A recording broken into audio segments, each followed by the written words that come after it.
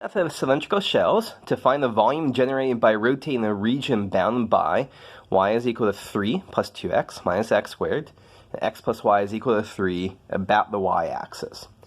So the first thing we have to do here is to figure out what the region that we're rotating looks like. And we're not told explicitly x bounds here. We need to figure out the x bounds for ourselves. So let's do that right now. So we're going to solve for x here. First thing, let's rewrite this in term as y is equal to 3 minus x. And so y is equal to 3 minus x and 3 plus 2x minus x squared. And solving for this now gives us x squared minus 3x is equal to 0. And so we have here x times x minus 3 is equal to 0. So x is equal to 0 and x is equal to 3. This is going to be the two bounds that we have. Okay, so on our next slide, we can start to set things up. We know our bounds are going to be 2 pi. 2 pi times the bounds are 0 to 3 dx. So now there's stuff that we have to fill in here. And the important thing is that we should be sketching some pictures to figure out which is on top and which is on bottom. And that will help us figure out what the height is. Okay, so x plus y is equal to 3. That's y is equal to 3 minus x. So here is y is equal to 3 minus x. And then the other one, y is equal to 3 plus 2x minus x squared. That's a downward opening parabola. We know that these two lines, they intersect at 0 and 3, so those are going to be our bounds here.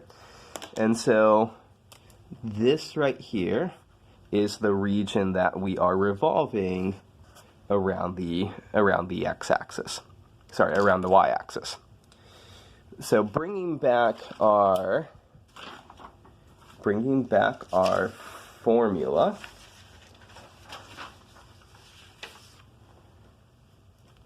The sheet has run off on me. My apologies. I can't bring it back. But oh, here we are. Too many pieces of paper lying around. The radius times the height of the shell. These are the things that we have to think about right now. So the radius here is just going to still be x. That isn't changing. But for the height of the shell, so earlier I wrote f of x here. But now the height is going to be this minus this. So our pink function was y is 3 plus 2x minus x squared. And the blue function is 3 minus x. So the height here is 3 plus 2x minus x squared minus 3 minus x.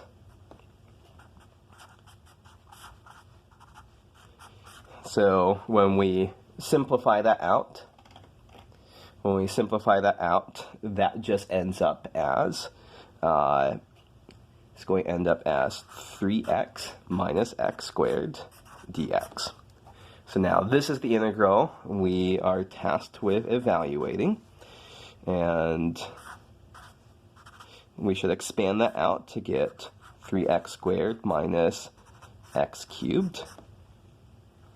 And at this point then, this is an easy enough integral for us to evaluate. X cubed minus x to the 4th over 4.